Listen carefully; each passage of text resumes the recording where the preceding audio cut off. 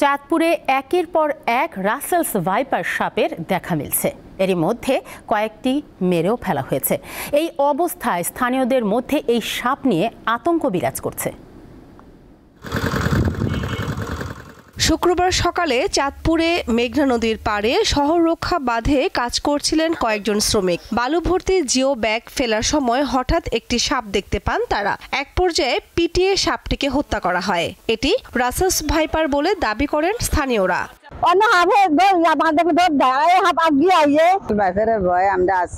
সাপটার সংখ্যা অনেক বেশি, কারণ এটা অনেক ভয়ানক সাপ। পদ্মা, মেঘনা ও ডাকাতিয়া নদীর তীরবর্তী এলাকায় রাসেলস ভাইপার দেখা যাচ্ছে বলে দাবি অনেকের। আগে আমাদের বাসায় একটা রাসেল ভাইপার পাওয়া গেছে 3 থেকে 3.5 হাত।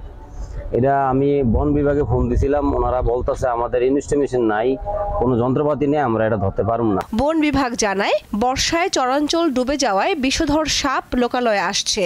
অভিজ্ঞ জনবলের অভাবে মানুষের পাশে দাঁড়াতে পারছেন না তারা।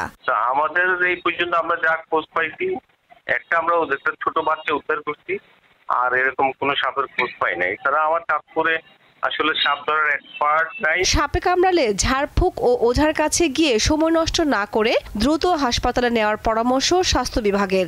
কোনো ওঝা বা অন্য কারোর সাথে কথা না বলে যত দ্রুত সম্ভব নিকটস্থ হাসপাতালে, সরকারি হাসপাতালে নিয়ে আসার জন্য।